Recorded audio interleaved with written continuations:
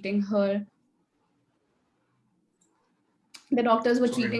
But it was a lot happened with no clue of what was really happening. She went paralyzed. She was in semi coma for a very, very long period of time.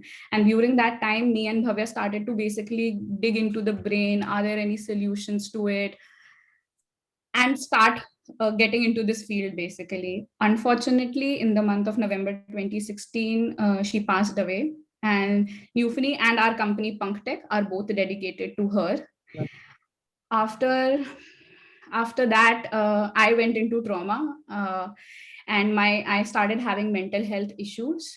And that was the time when we decided that we want to create something that would have helped me, my family, and her during that phase. And that's how we got into neurotech. Basically, we wanted to create a device which helps understand our brain better, helps understand our brain better. And that was when in 2018 we decided to enter the mental health market with a wearable device, Newfany. Firstly, I would like to introduce the team. Bhavya is the CEO. I am the COO. We both have in this been working as electronic engineers and now have entered the neurotech domain. We have Avnish as the Chief Product Officer. He has 15 years of experience as tech consultant and is also a serial entrepreneur.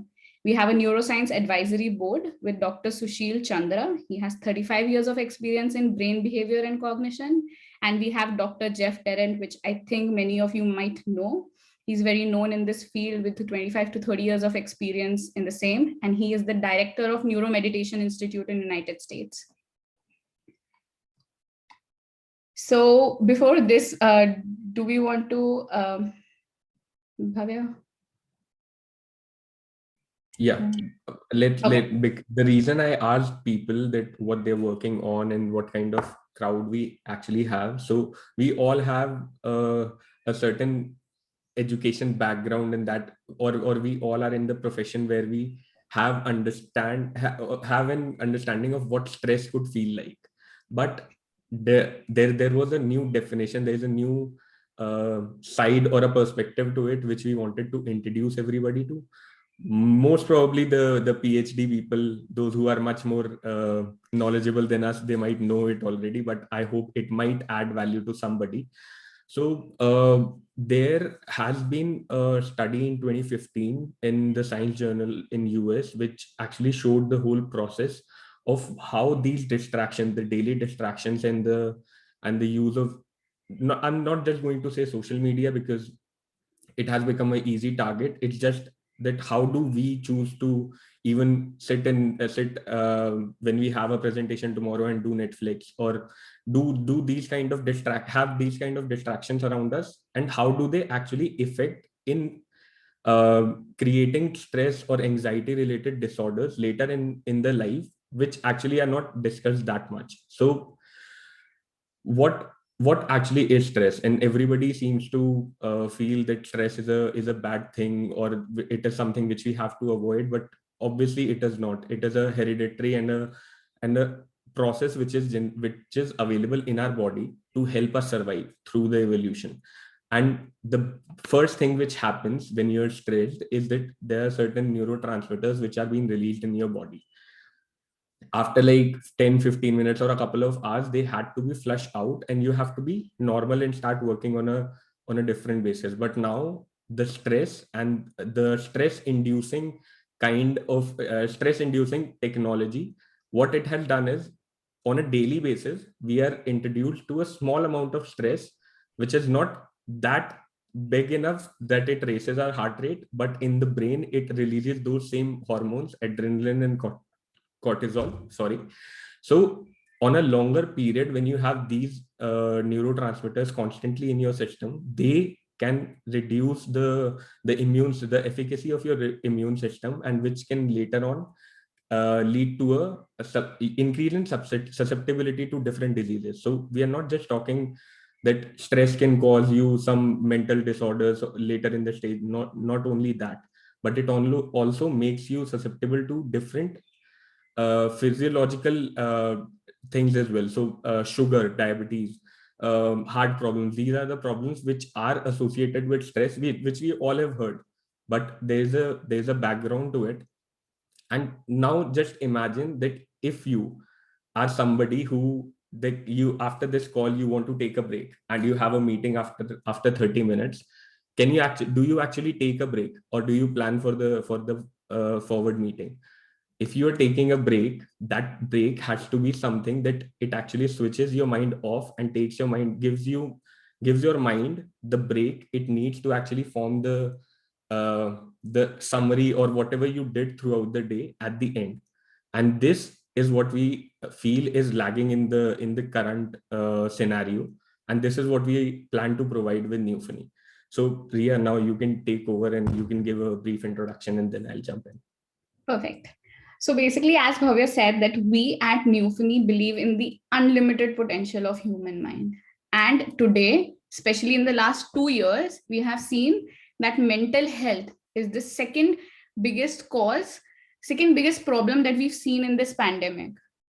But the biggest problem with mental health and what we are doing right now is that we are just talking about the stress. We are just talking and acknowledging that yes, we have mental health issues. But what are we doing as a solution? We are going for physical activities. We are talking to people, but is that really helping us out? We have seen a significant increase in the number of suicides, a significant increase where people are feeling there's a high level of burnout in their jobs. And this is what with Newfony we want to address. So Newfony has 8 EEG electrodes which capture your brain activity and transmit the data to your mobile application. There are multiple researches in the field of meditation and the benefits of meditation, music therapy, and breathing techniques on your brain and mental state. And we use these as a tool to improve your current base state.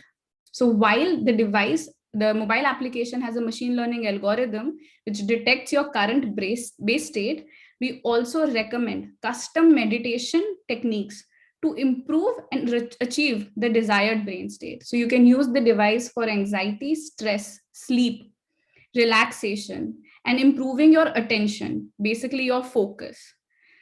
Not only that, we also provide real-time auditory feedback in the form of volume modulation whenever you get distracted from the desired state. So for example, for me, I have very high beta activity in my brain throughout the day, which basically means for freshers and for new people here is that I can go into super focus mode the minute I get up without even coffee or tea.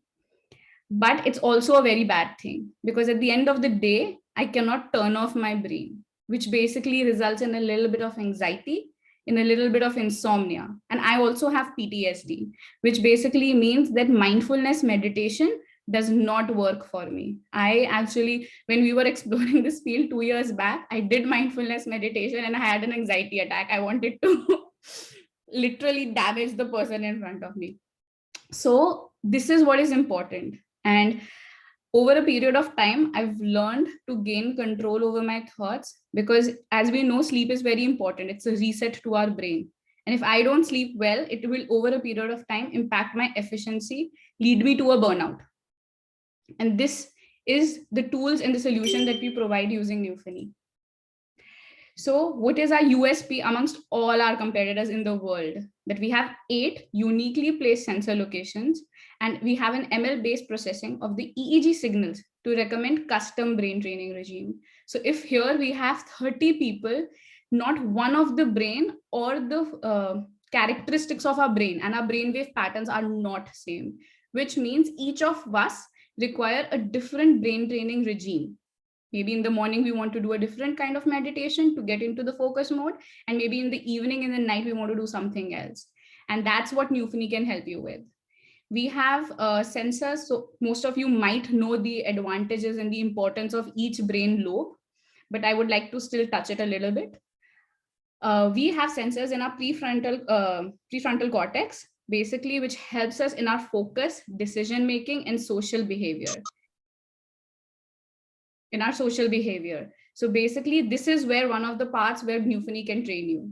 The second is we have sensors in the temporal lobe, just above our ear, which is responsible for our memory and auditory processing. So I was a very bad listener. I could not attend my classes of 2 hours with my attention going here and there. So basically this device at that time would have helped me a lot. And then the last, we have a sensor in the default mode network, which is basically our parietal lobe, which is responsible for our self-reflective thoughts. And this is the reason why we can say that we are a mental health product, and Muse or any of our competitors cannot say this. Now, coming to the aspects of the device, I would like Bhavya to take over because he can actually show you the device prototype and have you experience these features. Yeah. So thank you, Ria. And so first of all, here's the prototype which Ria was mentioning. It's the final prototype which we had just before the production model. Since I haven't received the final product myself, we have to send it to the customers and to the researchers first. So one of the things which we felt in the community that they needed was the device, the sensors which were being used. If you damage one of the sensors, the entirety of the device goes to the waste. But now what we have done is we have a separate sensor and a holding for it, and you can replace this sensor if it goes bad. And usually I have used the same sensor for last 1.5 years, and they have been working fine. They are dry EEG sensors with hair-like structure where you have hairs and a flat sensor in the front. I hope you can see it.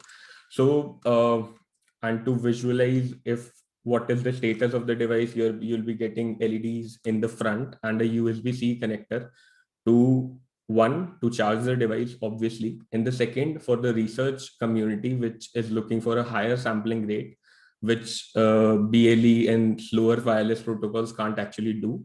So for them, we have created a USB to UART bridge so they can connect to the device and have the sampling rate as high as 1,000 samples per second. And that is something we have tested.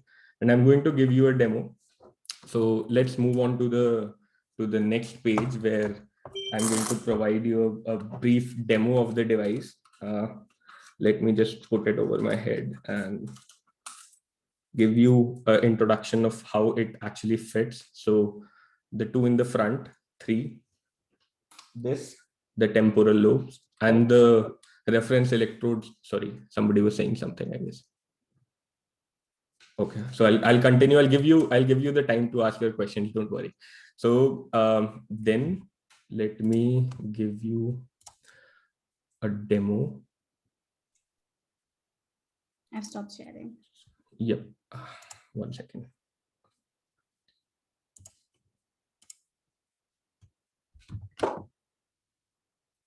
And this is the first time that we are giving the demo live. And as of today, we have never given the demo live on any conference. So this was one of the things which is just for this community. Mm-hmm. And once you launch the application, the first thing it asks you is for your mood. And basically what it does is, based on the mood you enter, it will update the recommendation, what kind of meditation we think you should perform, which is obviously still getting better and not perfect at this time. But giving you an example of how do we actually work with it. Let's say we choose this particular meditation. You can demo the meditation if you like it or not. Rescue Glimpse series by I hope the audio is also coming through. But now let's move on. Oh, see, it crashed. Just a second. The reason we are giving the demo for the first time, it happens with it has been working flawlessly for 17 times I've done in the morning, but obviously it is going to fail in the front. So no worries. Once you get to this session, you select a particular meditation from your recommendation or something you actually prefer doing. You say that you want to connect to the device. And since we have already powered on the device, as you can see from here, we are going to scan, and you have Newphony over here. Now let's see if all the sensors are connected, which I feel they are. So you don't have to do it physically because the app is going to do, but that is a habit of mine. And after this, it creates a baseline for the user. It is not just for 10 seconds, it will be for 30 seconds, 10 seconds initially quiet. and then the last 20 seconds during the meditation. And once you Welcome see to this, Noise Program Series. let me mute myself a little bit, the background music. So what happens for the first 20 seconds, that it sees what kind of meditation you're trying to perform. So the calming effect or the focusing effect, what are the different brain lobes doing, and based on that it judges the entire meditation on how did you perform. And since I'm doing the calming meditation during a presentation, if I do the actual demo, it is not going to give me any feedback. It is going to modulate the whole thing down and not going to give me any feedback. So it is kind of a feedback to me, a user feedback via audio, that you have to get back to your meditation. As soon as I do, it will increase the volume of the meditation and it will give me the feedback that yes, you're doing fine and you are on the right track. So this is how, and if you want to stop it in the middle, it just confirms once, and then it will ask you to let it be. So this was a brief introduction to how you are going to experience the device. But obviously we all are not that into this wellness meditation and that kind of a community, and we understand that. So that is not the only aim of this presentation. What I wanted to show you today particularly also was a brief touch to our SDK which we are developing, and it will be a web-based SDK where you can connect to the device on a Chromebook, on a MacBook, on a desktop, or on Linux. We don't have to create different databases. It's Chrome-based or web-based. So what it does is it will provide you the information. So Mihir, yes, I'm coming to that part only. So this was the application and this was the domain we actually wanted to enter in, and we plan to stay in this domain. So we wanted to enter in this domain, but for the developers, and we have come to the NeuroTech. So giving you a brief showing on how the SDK is going to work out. Let's bring in, I'm going to connect my device via USB-C to my desktop, and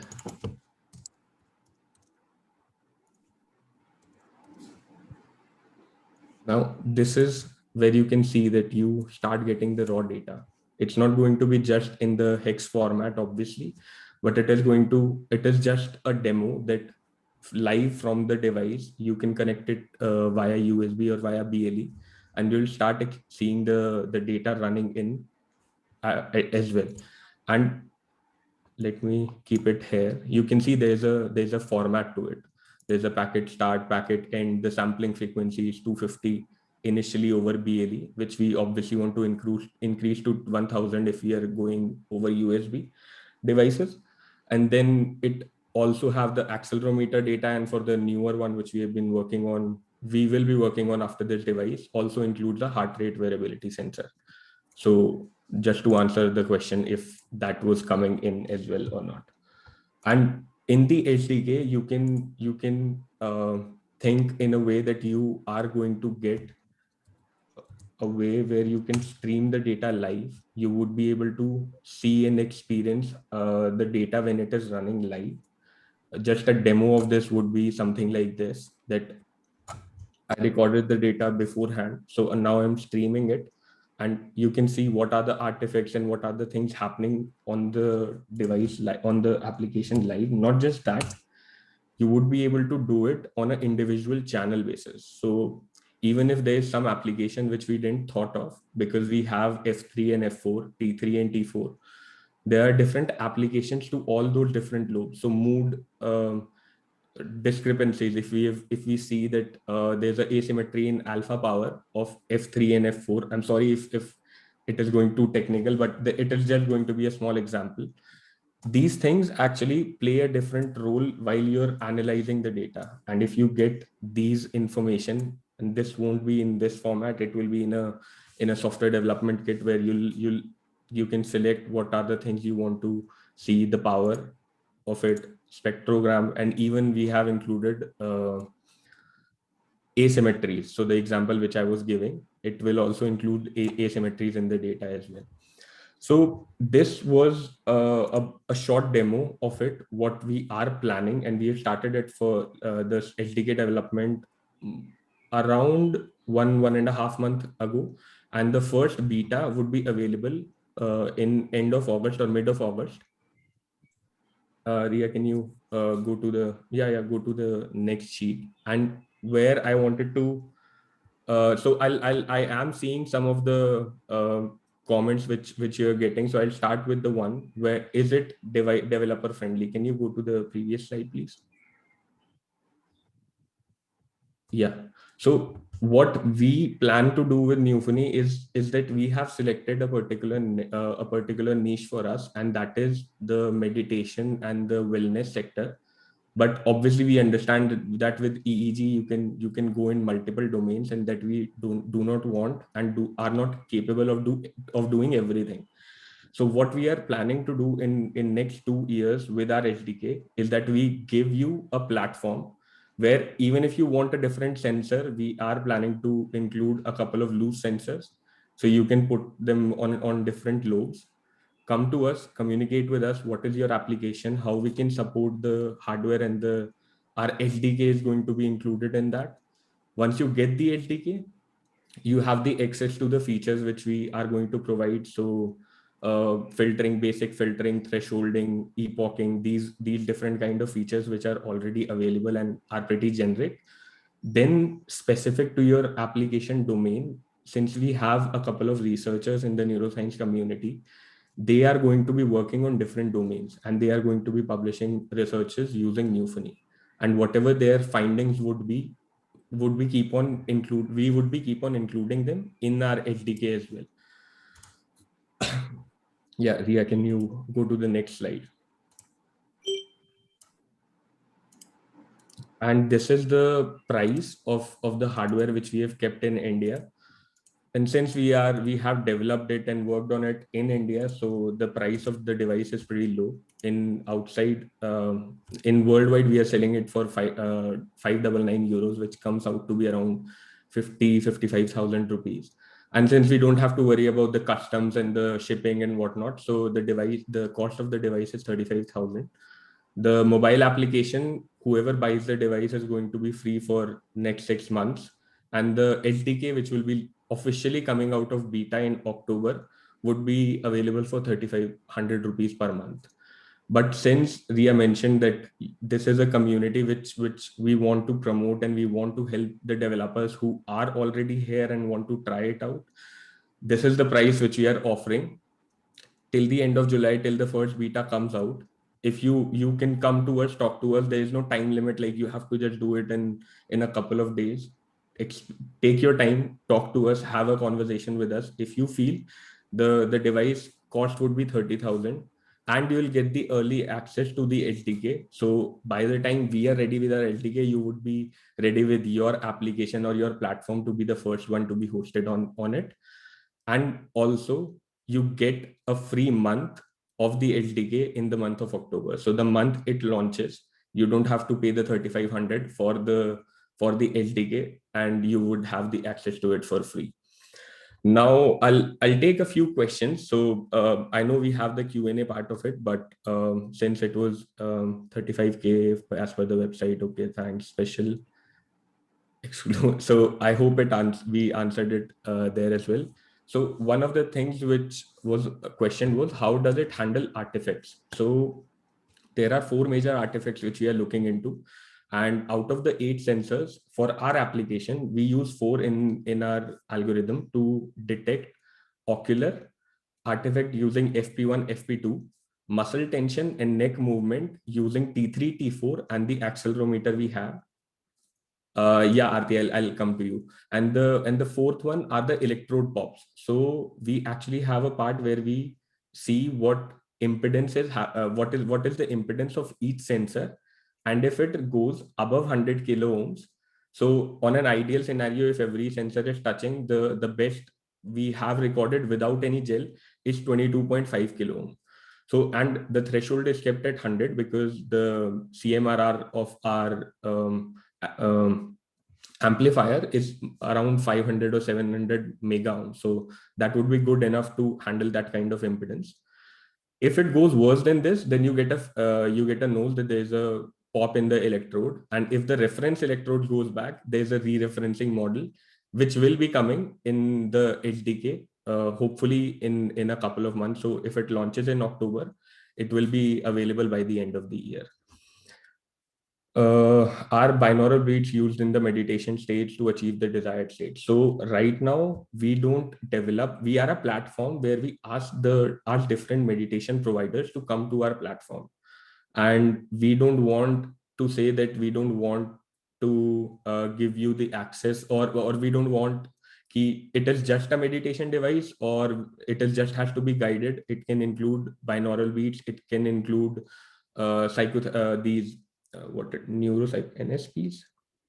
Sorry, the name of the thing skipped my mind. There's a therapy module which uses music at the background, and it modulates it over a bass frequency to give your mind a feedback. I know it sounds similar to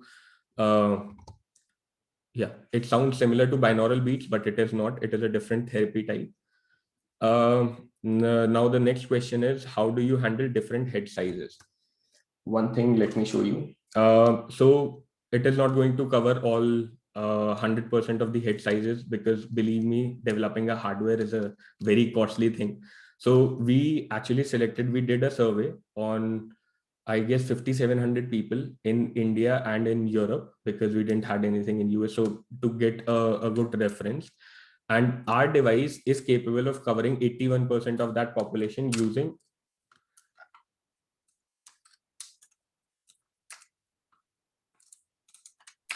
Tilt it, Bhavya, a little bit from the side. So there's a traction mechanism. Referencing electrodes, and at the back, you'll have a stretch band, which will help you get the device snug. And believe me, when I wear the device, it will take you a little bit of force if I put it on the back to even take it out of your head. And my head size is medium, so it covers Ria's and mine's and a good enough population. So one of the question is, are the testimonials from Newphony website fake? So don't worry, they're not fake, since they were not available from the device. And when I was learning about neuroscience, I went to the people with a demo device like this, and rather than them experiencing the whole automatic neurofeedback thing, I provided the feedback based on their EEG data, and then recorded what was their experience based on that. And you can Google those people, you will find their websites and or Facebook pages. Go to them directly and ask them if they were being paid for the things they said. If one gets damaged, I think I have given that. What would be the charges of individual sensor if one get damaged? So we haven't finalized the final cost if we are going to sell just one sensor or in a pack of 2 or 4, but it would be somewhere around 500 or 700 rupees, but don't quote me on it, because I'll have to confirm it with other people as well. And since we are not doing it right now, so there is no convincing answer. And the last question which I see in the chat is, where are the reference electrodes? So the reference electrodes are the mastoid bones over here on this side. So these are the ones which are touching the mastoid bone. And if there's a problem with the reference electrode, it will automatically stop the whole session, and it will ask you to re-adjust the session. So we actually keep a close eye on the reference electrodes. Yeah, so I think this was all the things which I wanted to give you an introduction to, and hopefully I answered some of those questions. But I'll open the stage. You can come and ask your question if I missed something, or if there's something which you want to know more about Newphony as well. Thank you. Great. Thank you so much. Thank you so much. That was very exciting. So the stage is now open to questions. You can unmute your video and audio, and you can get your questions. And there's a question from Brahmi. I think that's answered. There's another question from Deepak. Deepak, would you like to unmute yourself and ask the question? Yeah, I was just wondering if components like electrodes are generally also available like for example from OpenBCI and other vendors? Would there be some sort of compatibility with those things?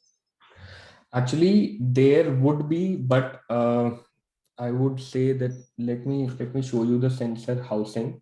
It is a general sensor housing which is used in medical devices. So it is a normal snap electrode. So if you buy a different third-party sensor and you want to try the signal quality on a different sensor, if it fits the device, obviously you can try it, and it's your device. You can change and do whatever you want with it. But we can't actually say that it will fit because there's a height and the whole design is adjusted to this one particular sensor, and we Okay. haven't tried different sensors with the device, with the headband. Gotcha. It's Okay. cool that it's possible. Yeah, it is possible.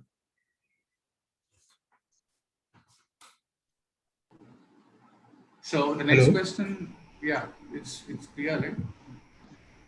No, I am Deepak Mewala. I want to ask Yeah, a question. Deepak. Yeah, you can go ahead. Deepak. Mm. Yeah. So, hi, Abhir.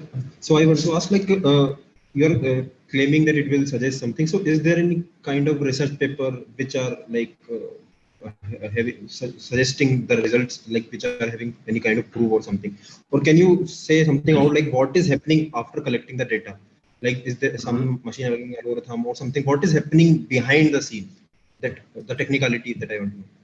Okay, so giving you the proof that what we are saying actually happens, we can provide you the research of one of our neuroscience advisory only, the Dr. Jeff F. Tarrant, and it's the base research which we have taken and we have implemented the whole thing.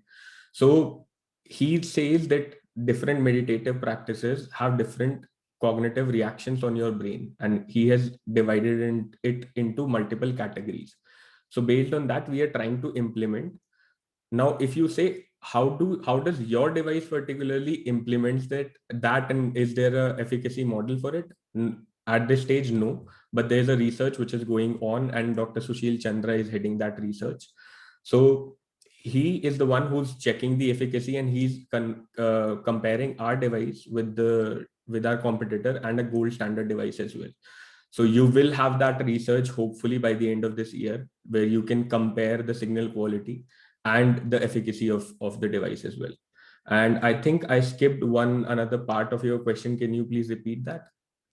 Like what is happening after the signal acquisition? What is the technicality? Okay. Which algorithms you are using, or like what is happening? Okay, so what I can tell you in that is there is no generic neurofeedback algorithm. So there is no alpha theta training. Those kind of algorithms are not implemented here. They're special algorithms which we have worked with Dr. Jeff Tarrant to develop them.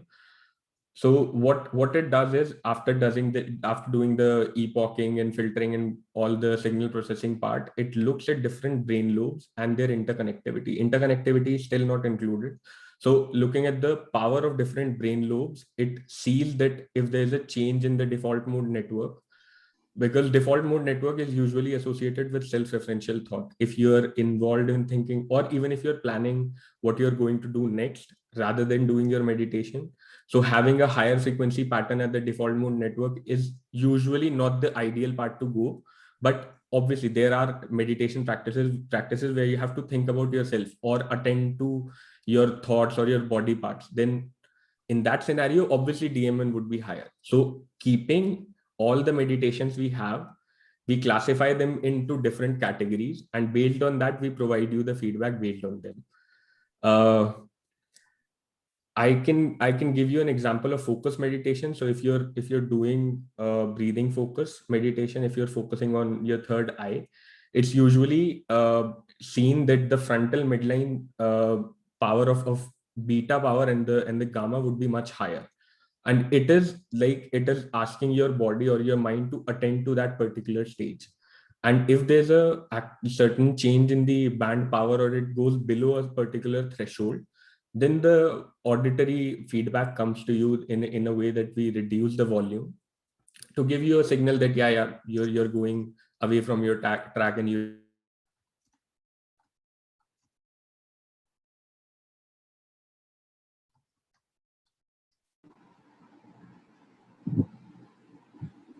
Oh, I think your video got stuck. yes, Madan, we've lost you. Hello, am I audible? Yes, I think we've lost Yes. Madan. Yeah, he will be joining in a minute. Until then, I can take some questions from Pia and Ratin. So I think Pia asked that if the product is manufactured from China and how do we ensure the reliability? Actually, the product is manufactured in India, in Delhi, by ourselves. So we have a setup which is ready for mass manufacturing. And we have a team which is taking care just for the quality assessment. So I hope that answers your question, Pia. And then there's a question from Ratin, which asks for the electronic module. Where is it? It's basically behind the left ear. And the total weight of the headband is somewhere around 200 grams. So Bhavya, is idea back? Yeah. So the exact device weight is around 225 grams. So including the sensors and but the packaging you would be getting is a little heavier, but this thing is around 200 grams, 225. I think the next question is from Santana Gopalan. He's asking about the data format used to store your particular EEG session files from your phone. Yeah. So one, you can get access to the EEG data from the mobile application for free, but it will be password protected, and it won't be visible outside the scope of our application. If our application want to access it, then it is a different thing. But if you want to export it or share it with somebody, it will be password protected. The two formats which we are supporting are CSV and EDF. And CSV is just for the part because we are also working on our website that where you can get that data. You can export it to the website and you can visualize what were the brain regions, what was the asymmetry, what were the different features which we are going to provide in the SDK for the live developers. For people who want to just see what their session looked like, they can actually do it for free from the application as well. So just to summarize and answer your question, CSV and EDF, these are the two formats which we are using. There's one question, Bhavya, from Neneka, which is about what is your classification model? So the classification model which we used up till now was a CNN model, CNN LTSM kind of a model for for our algorithms and for that part. But in the artifact detection, it is just a decision tree kind of a thing. So it's not one decision tree; it's a random forest in the classification or anomaly detection model. Madan, it's a standard set of 8 electrodes, or is there any reason why did you go for it, or do you have separate systems for, say, 2 channels or 4 channels or 8 channels? Actually, I think I misunderstood the question. Is the question why we chose these particular sensors or the count of these many sensors? You can answer in both ways. Why did you go for these many sensors, or is there any products that which has less number of channels, like how other companies has, like Emotive or other OpenBCI sort of things? Yeah. Or is it a standard single product? Yeah, it is a standard single product at this stage. It is not, we are not going to stretch ourselves too thin trying to figure out how to do a lot of things at the beginning. The reason that we selected these particular sensors, these are not made by Newfony. They are from a company, and we have tested almost 13 different companies to figure out what were the final sensors. And the reason we selected them was the signal quality one was comparable to at least a couple of them. But the best thing about them were they were pretty comfortable, and the life of those sensors were very good. So I'll show you an example. This is the sensor which is going to go to your hair part, and you can see how much it bends.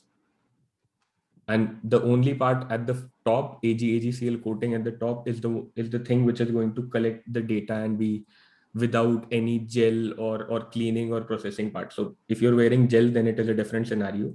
But on a clean head, it won't need anything else, no preparation time. So what's the lifetime of this electrode if I use very regularly? I have had no issue because I've been working with them for 1.5 years, and the same sensor I've been working with the same prototype.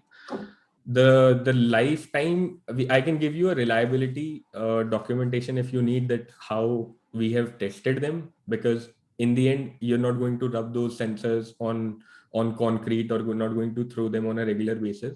So we end up damaging them at that testing, but we haven't had any issue with any of the sensors. With the flat one, you occasionally might have to clean it a bit with ethyl alcohol or something like that, but other than that, there's no issue even after 1.5 years.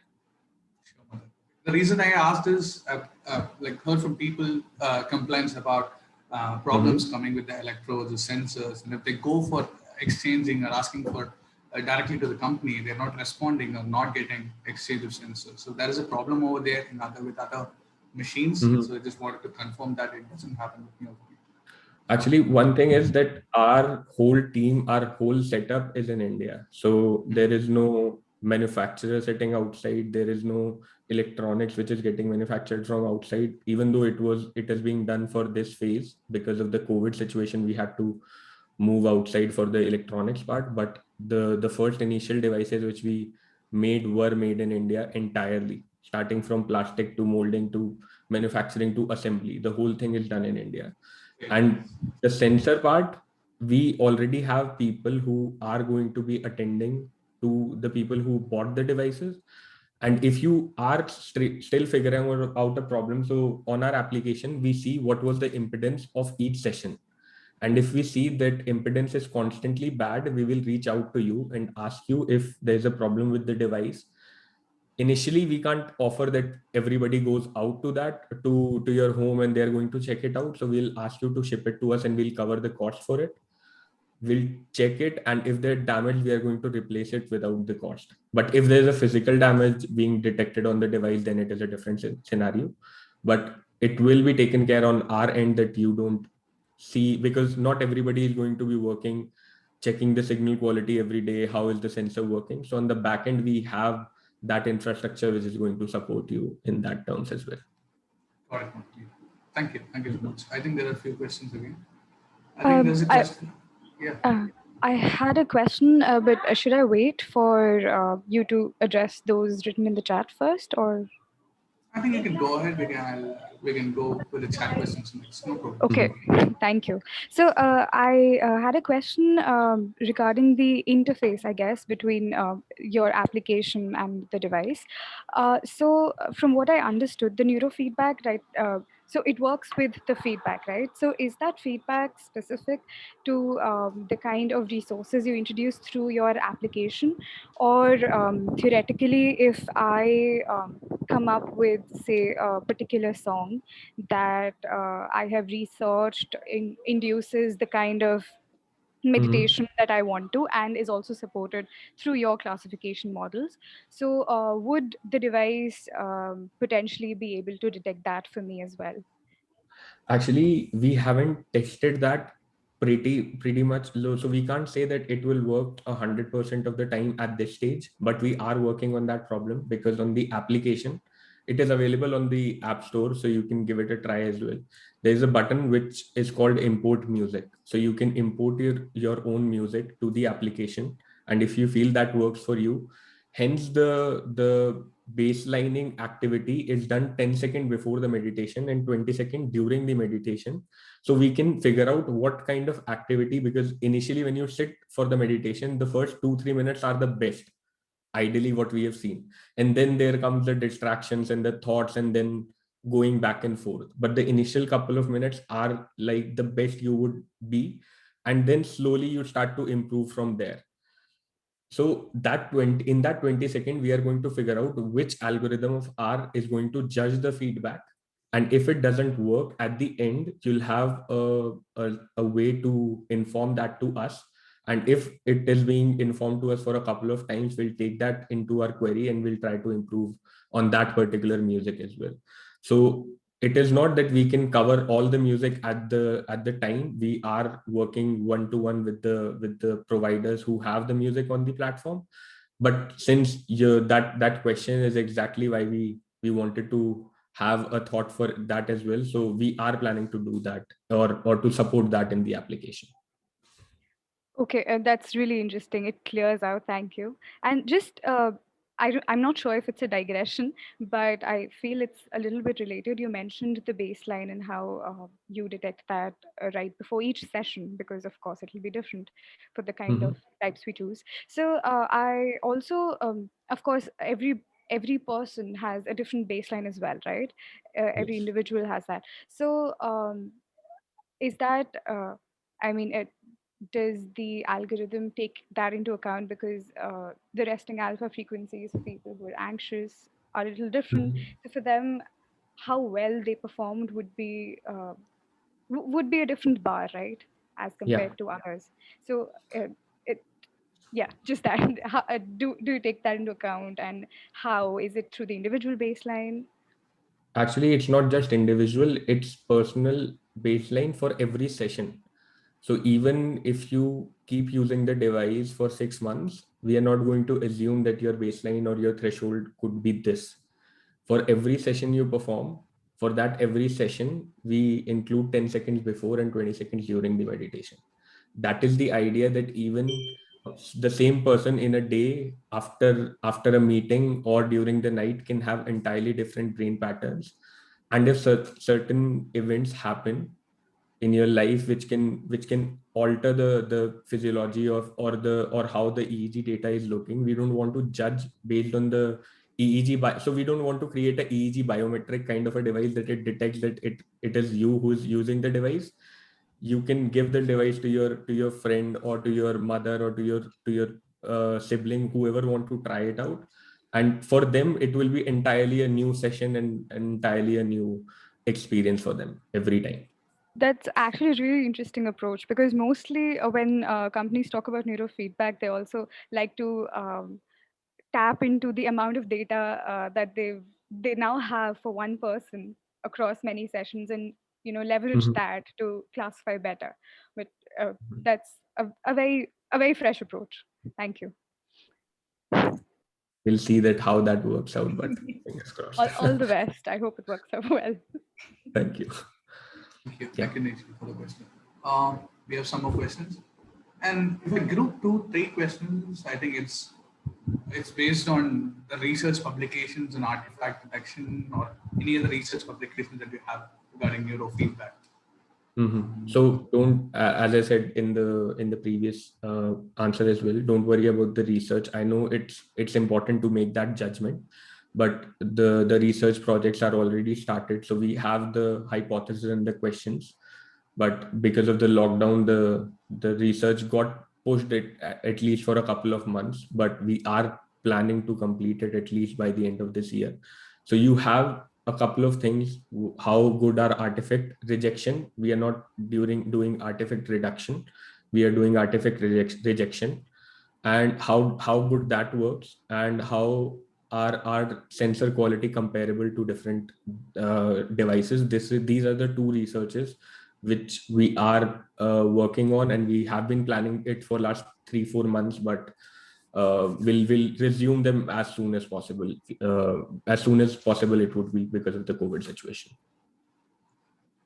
Just one question. You mentioned that you are planning it, but I just want to know that different kind of processing, basically, be if you are performing any cognitive neuro-based experiment.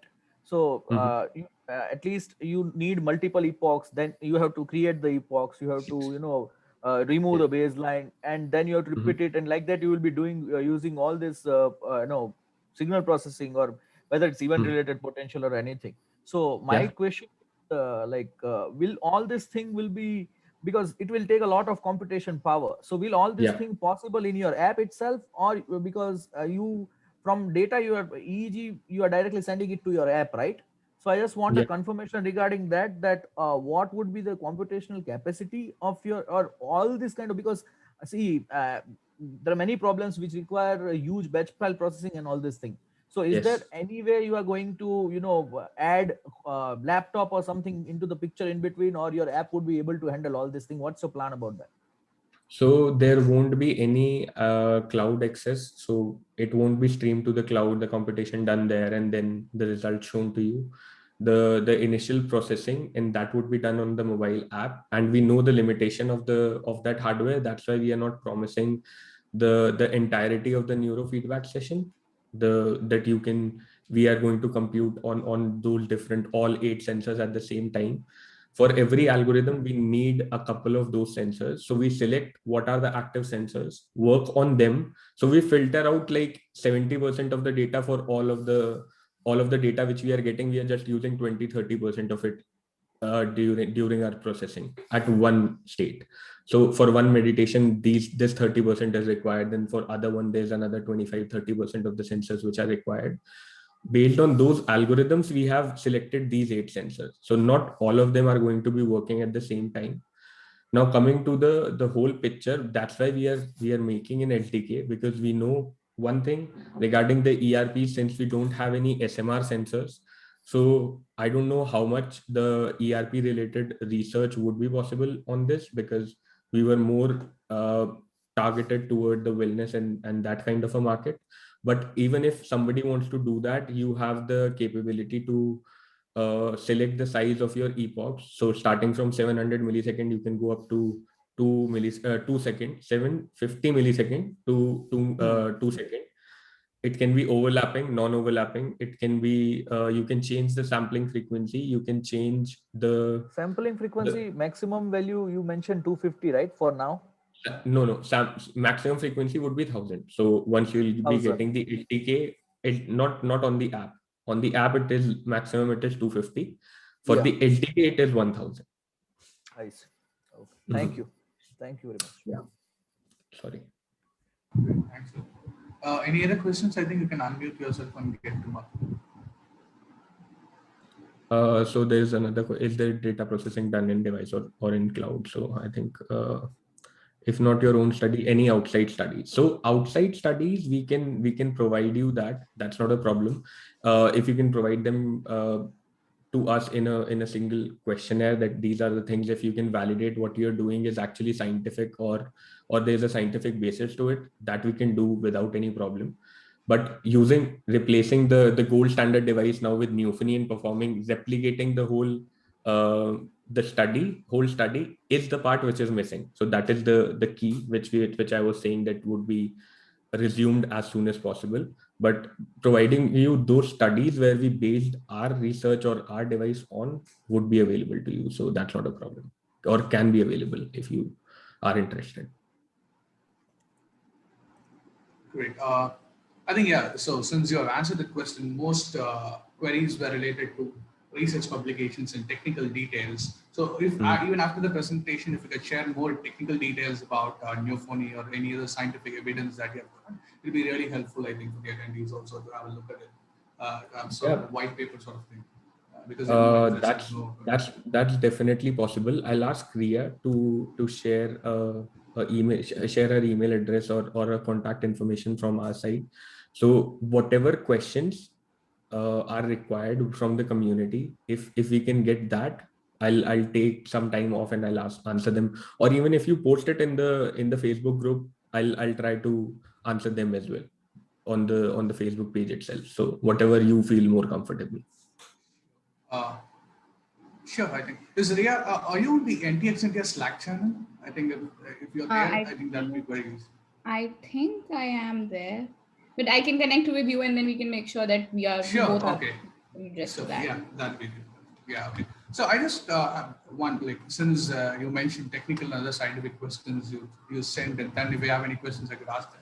But one simple question is, who should get Neophony, and why should they get Neophony from you and not go to other competitors? Like, since you mentioned meditation, why not Muse and why Neophony? Yeah. Can I take this? I'll let you just give. I'll take the technical part and then you can take it home from there. So regarding why Neophony and why you should take Neophony, I would say that I'm not going to go into the technical domain, because for a meditator, it doesn't matter if you have 8 sensors or 4 sensors. If the 4 sensor is working for you, go ahead. But the problem with not just Muse, but with other different modules or different devices which are available is that they want to capture the frontal and the prefrontal lobe. That's it. in Muse, they say that they cover the temporal, parietal, TP8 and TP9, but Google it yourself. What is the signal quality of those sensors? Because of the hair, and they don't have the penetration to go through your hair. What is the signal quality you receive from Muse? And for any developer out there who want to develop in neuroscience community, again, you're completely free. Google it yourself, talk to the community who's working in it, and see how the support is for the developers who want to enter it. Third price, especially in India, if you want to order any other device, I know it's a drawback from, it's a problem which is created by us only, but because of the customs and everything, the cost of devices is almost 1.5x of what you are getting with Newfony. So and then too, you are actually very free to give it a try, because if you order the device for a month, you have the ability to return it back. You saying that I don't like it, and it's a no questions asked kind of a return. We are not going to ask you why you are returning it, and we are providing you the access to the SDK. So I know we are at a stage that we have just started developing it. There would be some bugs, but the thing which we can provide you is that if you experience a problem, then the team would be there to actually support you there. And these are the things which I feel which will stand out Newfony from the rest, giving just from the wellness and the meditation sector.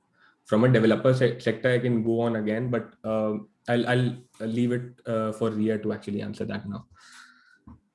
So as Bhavya said, so he kind of covered the technical aspects of it, but there are a lot more important things. Okay. It doesn't go waste. I think others, can you kindly unmute yourself? So where the back? Okay, and okay. Now it's fine. I think now it's fine. So I think most of the people in India are currently using Muse, and some are using Dream. That's what the research study that we did. What are the products being used in India? Emotive, yes, it's very pricey. So while the technical aspects are covered, price is definitely a very big factor. And the most important of everything is community. We believe in the fact that we cannot, like when 2 years back, we started researching and we had no product and we wanted to explore what sensor locations we want to cover, we had to buy OpenBCI hardware. And that was like so expensive because Bhavya was a student and we had just started exploring. We were not even sure that we would come up with something. And that costed 2,000 euros. Outside, it was covered by Bhavya's university. But in India, we know that not a lot of these things would be possible, because in universities, we are not at that level where neurotech is taught in every engineering college. And keeping that, the contribution to like 2,000 euros product, which would be somewhere almost like 1.5 lakh rupees, universities might not want to cover that. And that's where Newfony comes into the picture, that we want to collaborate and we want to support the community. So we are ready to provide free sensor locations. We are ready to work with you. Take Newfony, build whatever you want to build, reach out to us and we'll come up with the solution. Like we are already working with multiple companies across the world to build further applications. We have business collaborations who can support software applications, who can support you come up with an hardware issue and we'll resolve it. You need whatever kind of support you need in the SDK, we can do that. We are engineers, so we understand your struggle more than any other competitor can, because they are neuroscientists. We are engineers. So I think that is our biggest USP. And that's why this offer, this demo all holds true only for the Neurotech X India community. Thank you so much. And it's also a privilege that you've hosted your first demo in Neurotech X India's forum. That's thank you so much for that. I think there are also a few questions. If you have time, do you have time, like 5-10 minutes? Because yeah, sure. There are a few questions. I think there's a question from Sundar. Can this be synced with other devices for simultaneous recording? I think you have answered. That is the question. Can you please elaborate the question a little bit, Sundar? Because I am getting it in two different directions. So if you can clarify the question, then I might be able to answer it more clearly. Sundar, can you unmute yourself? Hi, this is Sundar here. Is it audible? Yeah. What I was looking at is see if I have to integrate it with another device like an AR VR headset or say an eye tracker, and I'm trying to do some experiments simultaneously. Do you have some interface which can do simultaneous data recording along with them? Not at this stage, and answering it very clearly, no, not even planned at this stage. So I'm not going to say that it is not something which we didn't discuss about, but this is not something which we prioritize at this stage, that we include that even if you can use a STIM sensor, or you can add an additional sensor or HRV sensor or different sensors along with the device, that is not something which we are working on actively at this stage. Okay. I just had one more question. Like, how did you go about, and is it a manufacturing of sensors, or and even taking an amplifier or other components? How did you go about it? So as Zia said, I am from electronics background only. So I ordered, there's a plethora of different designs which you can go through. Like there's a open EEG project, which I took their design, I started working on it. I saw what kind of amplification they are seeing. So creating active electrodes. At this stage, they are not active because of the heat problem which we were observing. So we might have to find a solution where we in the second device, or maybe moving forward with the same device, we include active sensors into this as well. So understanding with studying from people who have already done it, I started working on those things on my breadboard actually. So configuring it, what kind of sensors, what are the chips I can use, what are the ADCs which I can include, and what is the actual ADC value. So 12-bit, 16-bit, 24-bit, these are all the questions which we worked through for almost a year and a half. And starting from June last year, we actually started finalizing the design, that this is it, this is the device which we are going to use, this is how these are all the sensors and these are all the electronics part. Now let's start working towards creating something, because till then, if you see on our website, I think it is available in the events page, we went to a meditation retreat here in Munich, where we just set up a device with the OpenBCI sticking out and putting all the sensors, wires like hanging from people's head, and they were happy to try it out. So getting the understanding first, that what are different competitors or different people doing, and based on that create our own electronic device, keeping in mind what are the difficulties which we saw in other devices as well. So one thing which I was particularly adamant about was creating where you can exchange the sensors, because no hardware or no design can be perfect at first time, and we understand that, and I know a couple of weak points in my device as well.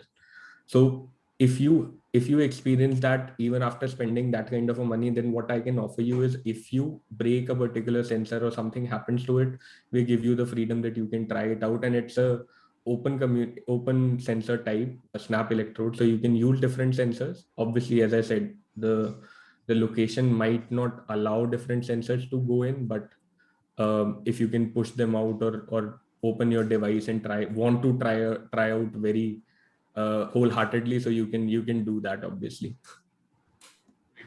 Thank you. I mean, that answers the question.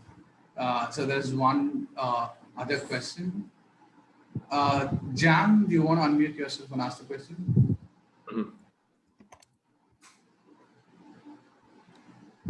There you go. It's about what will be the SDK language? So the front end is a framework for JavaScript, and the back end is in Python. That would be, if you want any support from that side. So there would be a complete module, there would be a wrapper which will be providing you the information. So created in entirely in Python. There would be information about every function or documentation regarding it, what you can do with those. And we also support we provide them in API format, so functions, so there will be back support as well. So even moving forward, if we change the format of our data, there would be a different function with the same name, a similar name. So even if you just change that particular name in your code, it is going to support that as well. Okay. And that's one excellent question. Are you guys hiring now? We are always looking for people who are interested in this domain. So feel free to reach out to Ria, to me, to whoever from our website, from our social media, and we'll talk and we'll see how we can create a synergy and what we are looking forward to doing, and how we can fit you in the organization as well. So we are always open to that kind of a discussion as well. You're having your office in Delhi, right? Yes. You're working from Delhi. Okay. Mm-hmm. And thank you, Mr. Mahesh, for the nice comment. Sorry for cutting you, but I just saw the message and yeah, go ahead. Sure. Yeah. Any other questions? I think it was a very long conversation, a lot of interesting questions and comments. People were super excited, including me. Is there any other questions? If not, I think we've come to the end of the session. Mm-hmm. I think there's a final question about, are these wet or dry electrodes? So they are dry electrodes. There won't be any preparation time as well. It's just simple dry electrode like this. And there is no preparation to it. So no gel, no water, nothing. I think it's time that we need to finish the session. Speakers, do you have any other things to say to the audience or NTX India community? Yeah, I'll end with saying that I didn't thought that there was the community would be able to grow at such a particular space, at this particular pace. And I actually came to know about Neurotech India like 6 months back, when it was I saw their Facebook page because I know the US counterpart, because the researcher who's working with us went there as a speaker, so they informed us about it. And I was excited to see what is the kind of people who are joining in such sessions. And that's why I was excited to learn that there are students even doing their electronics or from different domains who are already interested in it. One thing I would say is that somehow we always feel that we are on the back, and since the software of India is one of the biggest strength, and believe me, the West has been working on it. We are already a decade and a half behind, based on the research and the planning they have been doing it. Because you see any documentary now, you know how the tech devices are created to capture your attention, or how they are based on your psychology. So obviously they have been studying about it for a long time. Take some time out. And I know I have been a developer and a hardware guy myself for at least 4 or 5 years before I came into this community.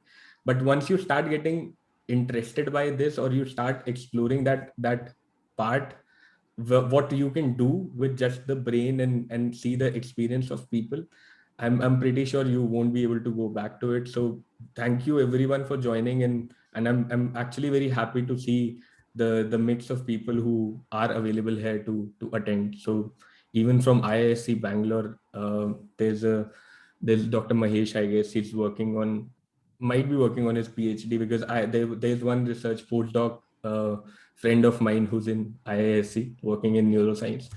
So small world, but I'm extremely happy with the kind of response and the questions we had. I would like to say one thing, that a lot of people ask that why do we want to launch our product in India? When we pre-launched our product in September 2020. And at that time, me and Bhavya were very adamant that while we live in Germany currently, we want to launch our product in India, no matter how slow the learning curve is and how slow our launch goes. And this was because of one reason, because people said there's no market. You have to create the market, and we believe there is a market. And this community is kind of a proof of that.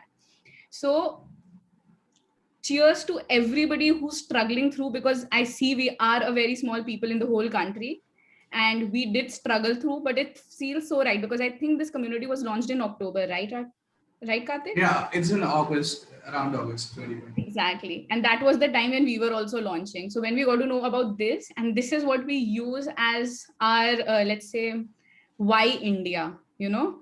Why India? Check out Neurotex India, and then you will see that this community is constantly growing and there are a lot of people who need this. It can be researchers, it can be developers. Let's keep the mental health part aside.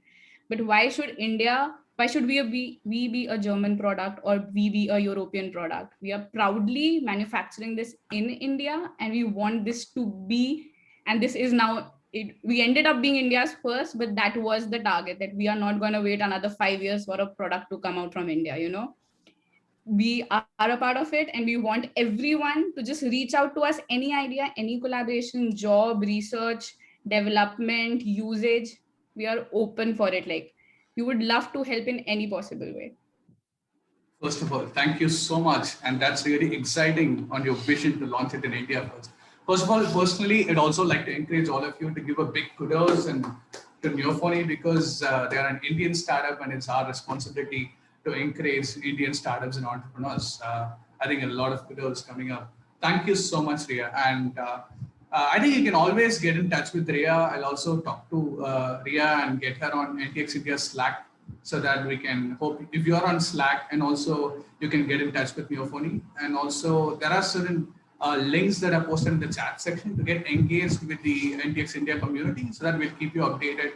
Or if you have any queries, just post your email to india@neurotechx.com. So we'll get back to you if you need any help. First of all, I'd like to personally thank Bhavya and Ria for this wonderful presentation. This is one sort of a presentation where it got very, very active engagement, since it's one neurotech startup from India and the product is really exciting and we'd like to know more also.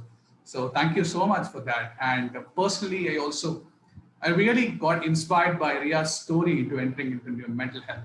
And I'm sure her vision is going to serve a lot of people. And Neophony has a very larger responsibility because you're one of the first few startups in India who are doing wearable device.